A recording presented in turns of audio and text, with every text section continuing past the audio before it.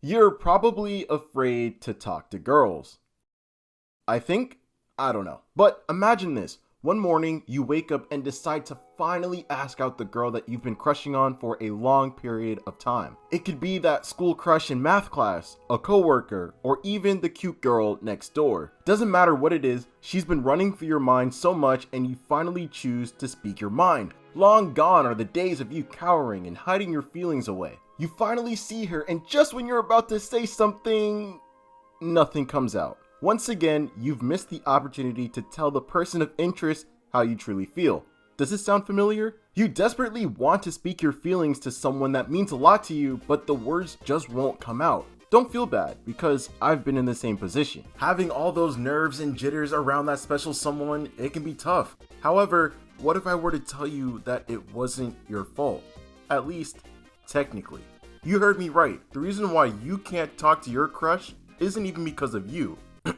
Technically. The information and evidence that I'm about to bestow upon you in this video will reveal the truth. So put on your tinfoil hats, grab some magnifying glasses, and get a detective board and get ready to listen to the craziest conspiracy theory that just might change your outlook on everything.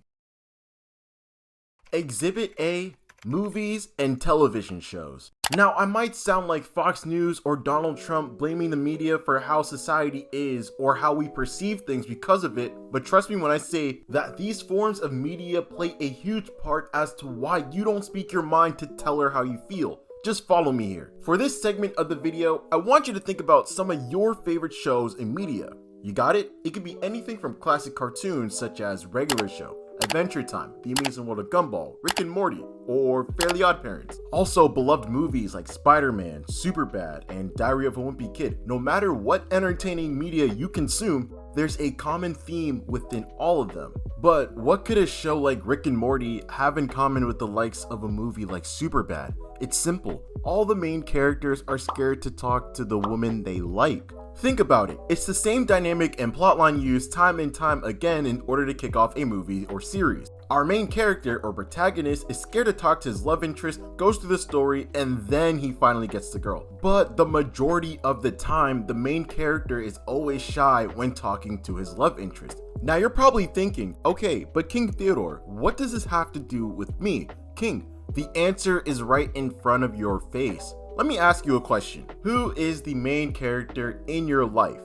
I hope you answered you because it's you. It's your story, duh. Anyway, what I'm trying to get at here is that when you consume this media, you start to base your life around those characters as well. The reason being is simply because they display character traits that are often similar to yours, because they're relatable. I know this sounds crazy, but think about it. More often than not, we normalize and imitate behavior that we see on a regular basis, whether consciously or unconsciously. Monkey see, monkey do. And no, I'm not calling you monkey by any means. But what I am saying is that when you see the main character being nervous around the girl they like, you start to subconsciously do the same. It's as if the media forces this narrative to be weird and timid whenever that special someone comes around. Like it's normal to have no confidence when talking to girls. You feeling me so far? I know this sounds all skeptical or even a reach, but I still have evidence to show you that I'm not crazy.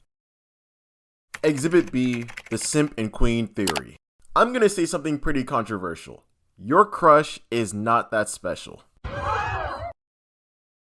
Now listen, before you go and dislike the video and go into the comment section to defend your special queen, even though she's not your girlfriend, just hear me out for a second. The reason I say this is simply because, like you, she's also human. I get it. She's obviously pretty since you're attracted to her, but other than that, she's just like everyone else. She watches TV, picks her nose, and farts just like you. When watching these shows, as I previously spoke about, it's almost as if they subliminally influence you to put her on a pedestal. This is where the simp queen theory comes into play.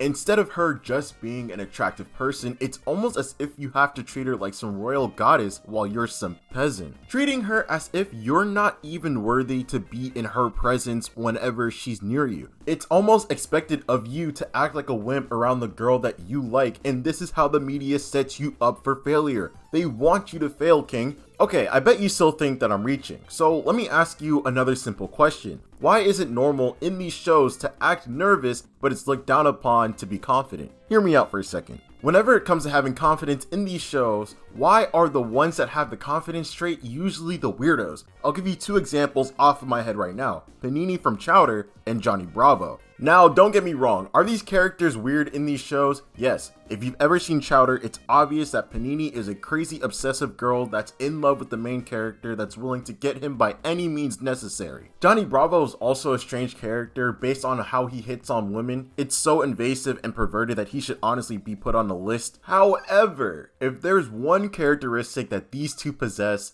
it's obviously confidence. I don't care how annoying or weird these characters are, you cannot deny their abilities to speak their mind towards the people they like. Panini is heavily infatuated with Chowder and is not afraid to tell Chowder her feelings. Is she a stalker? Sure. Does she attempt to blackmail Chowder so he could be with her? Again, yes. Does she love bomb Chowder on more than several occasions to seal the deal? Absolutely. But if there's one thing that you can't take away from her, is her ability to stand on business. It's the same thing with Johnny Bravo. Again, I don't know how this man didn't go to prison for the way he actually did end up going to jail. The point I'm trying to make here is that he's not afraid to tell the girls about how he feels about them. He's so confident about it. I actually made a video about his confidence back in the day.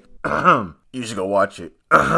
But Kings, are you reading between the lines? Why is it that characters that have this characteristic are always the creeps and weirdos of the show? It's always the ones that are confident that we shouldn't model ourselves after. It's similar to the bad boy trope where the asshole gets the girls. Since we often see confidence from the likes of these characters, we tend not to express the same traits since the viewer typically relates to the protagonist rather than the antagonist. This is where they begin to trick you. Confidence can often be equated to arrogance in some of these shows, and that couldn't be further from the truth. Arrogance puts people down while confidence is supposed to lift you up. But the mainstream media wants you to think that confidence is a bad thing. Don't you get it now? The government purposely created these programs so that you could be scared of talking to the hoes. The system was always rigged against you from the start. The Illuminati and the powers that be that run society just... Okay. That's enough. Now, obviously, I made the conspiracy theory stuff as a joke, but let's get serious for a quick second. If you're still watching, which if you are, I love you very much, but you're probably actually scared to talk to your crush and want some help. Fine. But first, we have to establish a few harsh truths. 1. Be okay with the idea of rejection. A lot of the time, people don't say how they feel just because they don't want their feelings to be crushed, so they'll just choose to be quiet instead. But here's the thing. If you never say anything, no matter how low the chances of her liking you back are, you'll regret not saying anything at all. You'll never truly know the answer of what really could have been. A true answer is way better than regret every day of the week. 2. The excuse of, well, I don't want to ruin our friendship.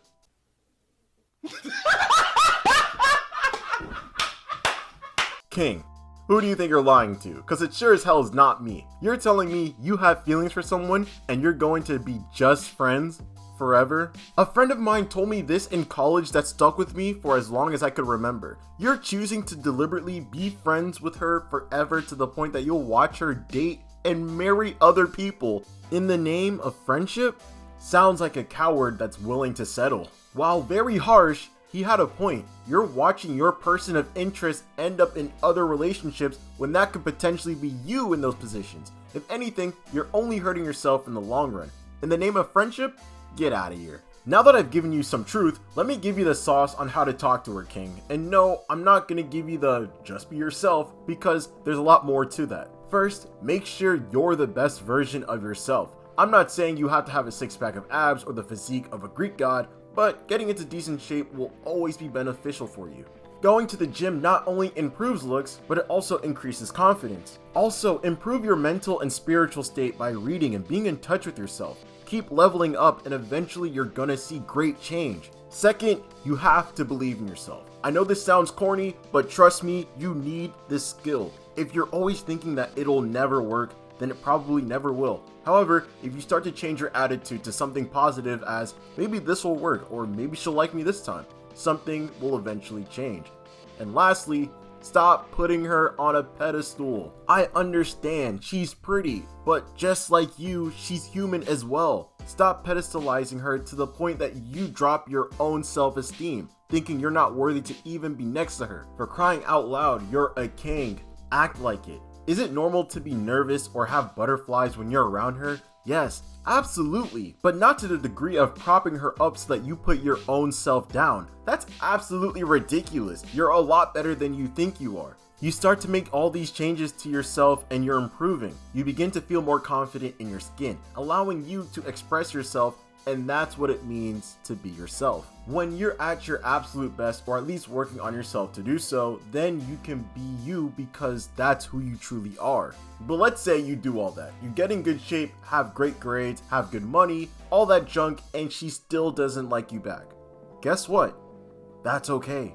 Do like a U-Haul and move on. Sometimes you can be the best apple on a tree and someone can simply like peaches. It is what it is, King. Plus, who knows, there just might be just as good, if not better partners out there waiting for you with your new, upgraded version of yourself. You just have to find it. Well, that's all the time I have for you today, Kings. If you enjoyed the video, leave a like on the video and comment down below if you're afraid to talk to your crush. Also, share this with a friend who's down bad or is just afraid to talk to girls. I'll also link another video that goes over the topic on the screen in a little bit. Lastly, subscribe to the channel, King, and join the Kings on this side of the internet. One last thing, I'm dropping a lot of videos this month, so make sure to turn on that notification bell as well so you never miss an upload. Until we meet again, have a wonderful day, keep it 100, and cue the outro.